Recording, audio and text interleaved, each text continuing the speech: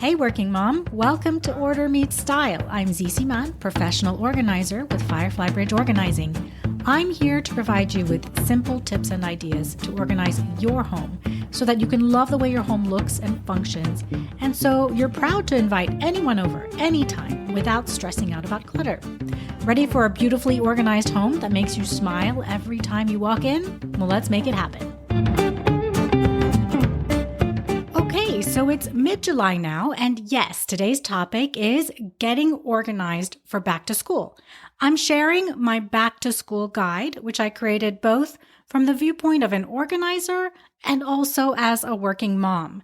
This is the perfect time to take just a little bit of time to focus on back to school to get organized and really ready for it. Now, if you already purchased the supplies kit through the school at the end of the school year, then great, you're ahead of the game. And now you can get everything else organized and ready. And if you didn't buy the school's kit, don't worry, I will give you my advice about what to do. Mid-July is a great time to get organized for back to school because the kids have now grown a bit since the end of the school year. And so you can pretty much estimate the size of the uniforms, the clothes, and the shoes that the kids are going to need. And you have time before school starts in case some things are back ordered or shipping is delayed, and that always seems to happen, doesn't it? So let's get into the guide. It's going to feel so good to be fully ready for that first day of school. There are 3 areas we'll cover in this back to school readiness guide: school supplies, school clothing and uniforms, and backpacks, lunch boxes, and lunch containers. So let's start with the school supplies. As I mentioned, if you took advantage of the school supplies kit order at the end of the school year, then you're mostly there. I think this is a great option for working moms because let's face it, there's very little that you need to think about. The supplies are ordered. You just say, I need the 3rd grade kit, and it's delivered directly to the school, and it'll be in your child's cubby or on their desk on day 1. Is it the most cost-effective option? Well, you can do all the math, but in addition to the dollar value of each item that you're buying through the kits, think about all of the planning, the time you'll need to spend online and in the store searching for the specific, the colors of the folders that the teacher has asked for, and then you can decide if you want to buy those items yourself. Is it the most sustainable option to buy those kits? Well, no, it's not. Unfortunately, you're at the mercy of the school supply kit company that your school chooses.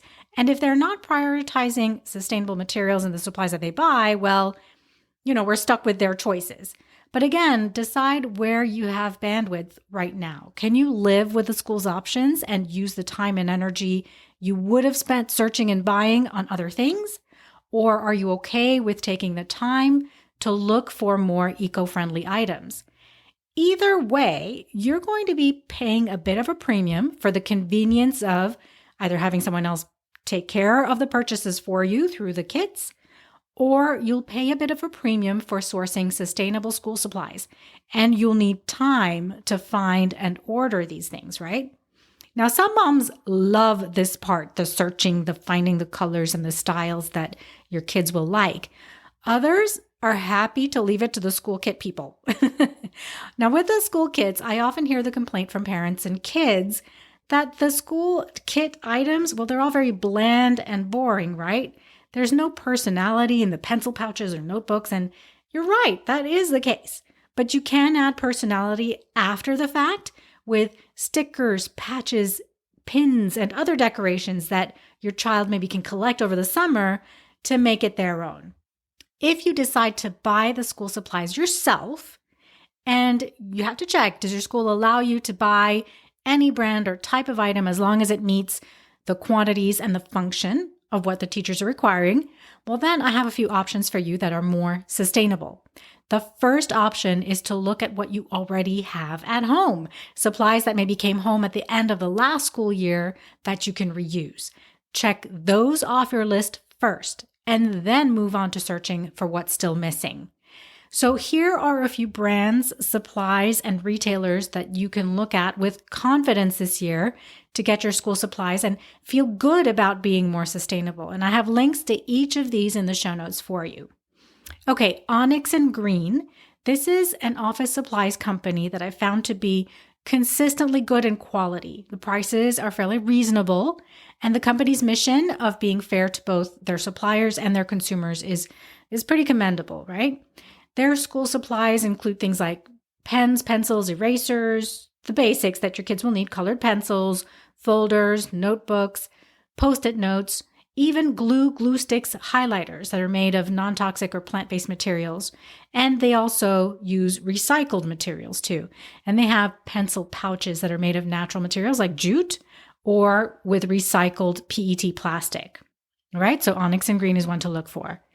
Earth Hero is an online retailer that I've used a few times over the years, and they have a commitment to sourcing eco-friendly products. So in a pinch, I always go here to see what they might have that I need. They carry the Onyx and Green brand and other brands as well. Something a little closer to home, UB Evolve is a brand that you can find at Target. Target carries the whole line of UB products, but what you're looking for specifically is UB Evolve, which is the eco-friendly arm of the brand. They use recycled materials in their products, they use minimal packaging, and soy-based ink. Now, at local retailers like Walmart and Target, I recommend that you go online, find your store, your local store, and search for a search term that you're looking for. For example, recycled notebooks, recycled filler paper, and recycled printer paper, let's say, and see what they have in your store before you go there. Otherwise, it can be a trip and frustration going there during back to school season to try to find precisely those recycled paper items. Major brands like 5 Star, Hammermill, and others, they do carry recycled products. They do put recycled products into Target and Walmart stores.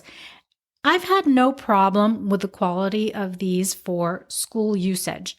I do find, though, that the recycled paper is less bright white and the recycled printer paper is a little less sturdy than virgin paper, but it's not bad in quality. And for school purposes, it's been perfectly good over the past 5 or 6 years. Okay, so let's say you've gone to stores and you've ordered all the school supplies online and it's only July, so you're feeling pretty good. Now you get all of these things home. What do you do with all of them until school starts? Well, take the time to sort them by child. Once you've got each child's pile, put everything into a large shopping bag, ideally 1 bag per child. If it's a lot, use something like a big IKEA-style shopping bag, so you only have to carry 1 thing into the classroom on that first day. Then label each bag with your child's name or your children's names, right? Nothing fancy, just a piece of masking tape or a little tag tied onto the handle with a piece of ribbon is just fine. And now you're going to need to designate a spot for storing these bags until school starts. Now, I prefer not to keep these on the floor. I used to. When I first started out, the kids were very little. I would pack all of their goods into a bag and then I would just put them on the floor in my office. But I don't like to do that anymore because sitting there for over a month means that dust balls are going to collect around them and it's hard to clean the floor around them. And let's be honest, I don't want to be picking things up from the floor when I'm cleaning. So try to think of an alternative, a closet space or on a shelf in your mudroom or even in your garage if it doesn't get too dusty or grimy in there. There's really no great space to keep these bags. These are temporary things, but the good news is that they are temporary and they're going to be gone in just over a month. So do your best. The idea is not to have them sitting in the middle of your trafficked areas because they'll just be like clutter there. All right. So after school supplies, the next thing to tackle in our guide are the school clothing, uniforms, and shoes. Now by midsummer, the kids have grown a bit and it's a little easier to estimate the sizes of clothes and shoes that they're going to need. But still, I always try to buy things, shoes included, that have an extended return time frame, just in case there is a growth spurt just before school starts. So before buying or ordering new things, go through the kids' closets and really do a clean out of last year's school clothes. Remember to look at things like socks and the gym clothes too. See what can be reused for next year, things like sweaters and sweatshirts.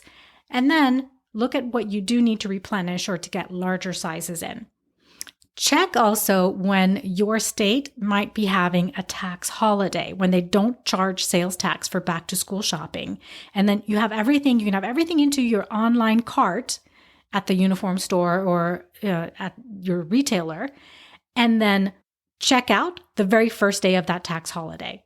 And before you bring the new clothes into your house, make space for them in your kids' closets. You don't want these things hanging out on your dining table for the next month or two, right? Right now, while it's still summer, you can hang the school clothes towards the back of the closets, not in the prime locations that are most accessible to your kids. And same with the folded clothes, the socks, and so on, right? I put those towards the backs of drawers, or I designate one drawer for just the school clothes only. And then, just before school starts, you'll move the school clothes front and center because those are going to be the ones that they're going to be using on a daily basis. Now, something you can think about right now is a Monday to Friday setup. So when you receive your child's weekly schedule, you'll know which day is PE day, which day is art day, and so on. And so you and your child are going to be able to prep their clothes for a whole week in advance. And you can use a shelf with shelf dividers, or a drawer with drawer dividers, or a little bin for each day, and plan out and lay out each day's outfit, any special accessories that they might need to bring for that day, and so on, all in one small space for the entire week. It not only helps your kids to stay organized, of course, it removes some of the morning craziness for you too that can happen when you're trying to get all of the kids ready for school. So take a little bit of time to think about that space now. Where could you possibly do a 5-day setup? And you might even want to label each section or each bin with the days of the week to keep you extra organized. Okay, so you've purchased and organized the school supplies. You've planned the school clothing and where you're going to keep it until school starts. Now it's time to prep the backpacks and the lunch boxes. So think about last year for a minute and what worked and didn't work for your child with their backpack and lunchbox. And also think about any changes that they're going to see at school this year. Will they have a locker? Will they have more books or an iPad or a laptop this year? And so not enough space in their backpack to put their lunchbox inside it? These little things are going to make a big difference in your child keeping their schoolwork organized inside that backpack. And also, it's going to keep them from losing things or forgetting to bring these things home. Okay, so first, does the backpack and lunchbox from last year still work for them? If so, then you continue on. If not, think about what it is specifically that they need. Do you want to be able to attach their lunchbox to their backpack so that they only have one thing to carry? I actually preferred that for my kids when they were little so that their hands could be free. And early on, I bought the special backpacks with Velcro loops or clips that their lunchboxes could attach to. Later on, though, we just realized we just used a carabiner clip that we had at home to attach any lunchbox to any backpack, and it worked out just as well. So you don't have to spend extra money on the special backpacks if you don't want to. Whatever you choose, just make sure you do a couple of dry runs with the kids at home so you're sure that they can remove the lunchbox at lunchtime on their own and then reattach it afterwards. Now, for the food containers themselves, there are just so many options, right? The biggest criteria is that your kids are able to open and close each container by themselves, okay? In terms of sustainability, you do want to limit single-use plastic items like zip-top baggies or plastic wrap, that type of thing. My brother-in-law loves a stainless steel bento box for my nephew. Everything is in one container. There is just one thing to open and close, and it's easy to drop it into the dishwasher every afternoon. And for my nephew, who prefers his foods not touching each other, does that sound familiar for your kids too? Well, then it's perfect. It's easy to open and close. The bento boxes are not great for liquids though, because the liquid will seep from one compartment into the other if it's turned on its side. So just don't put anything liquidy in there, like no yogurt, no dressings, no sauces. Planet Box makes a great fully stainless steel bento box called the Rover. And it comes with magnets so the kids can decorate the outside with it. Now, just remove the magnets before putting it in the dishwasher or washing it. And I'll put a link to all of these things in the show notes, okay? If you prefer individual containers for your kids, look for smaller size stainless steel containers with lids. Life Without Plastic makes good ones, but there are plenty of other brands available, of course, that you can look at. Lots and lots of brands make stainless steel containers, but with silicone lids. Now, while these are food-grade silicone lids, they're not biodegradable. And so if that bothers you, look for ones with stainless steel lids. Hydro Flask makes a great insulated food container if you want to send a hot lunch to school with your kids. The lid does have a seal made of food-grade silicone, and there might be a little silicone sleeve, but that's sort of inevitable these days to keep the food hot and to keep the container from leaking. But overall, it's a great container. It'll last you a long time. And best of all, I love that it's dishwasher safe. Both the jar and the lid, both dishwasher safe. Love it. And for your older high school aged kids, if they want microwavable containers for hot lunches at school, look for glass containers with lids and opt for the ones that have a silicone sleeve on them to prevent breakage if your teen flings or drops their backpack at school, which is, it's going to happen. Frago makes them where the glass container sits completely within a silicone container. So it's really protected, great for school lunch.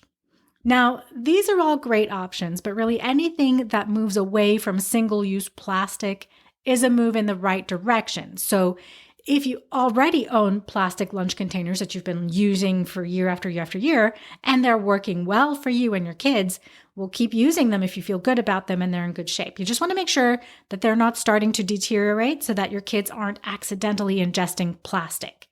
So always check them for wear before using them again next year, okay? And where do you store the backpacks, the lunch boxes, and the containers?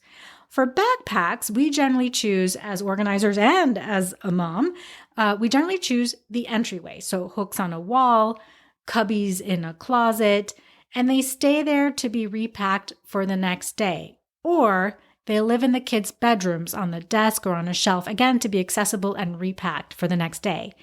This keeps the backpacks and things out of the dining room, the living room, anywhere that they'll be cluttering up living space.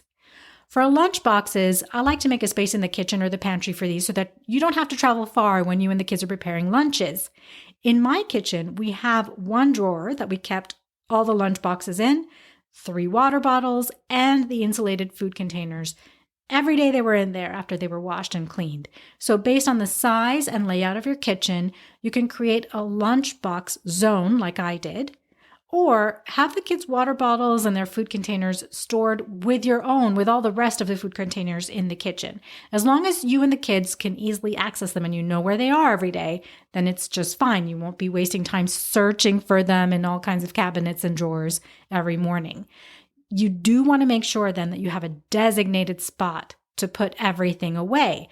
I know a lot of people use the lunch things daily, and so they literally come out of the dishwasher and back into the lunch. They're packed up and put back into the lunchbox every morning, which is great during weekdays. But then they tend to sit on the countertops all weekend long or on holidays because there isn't room for them in any cabinet or drawer. So designate a space for everything, okay? So there you have it. Right now in July, if you follow this guide and purchase and organize the school supplies, the clothing and uniforms, and backpacks and lunch gear, you're going to feel extremely prepared for the first day of school. And then instead of worrying about the things that they're carrying, you can focus on your kids' moods, enjoy the first days of school with them so that the transition back to school is smooth for everyone. Okay, thank you so much for listening today. Enjoy your week, and I'll meet you here again next week.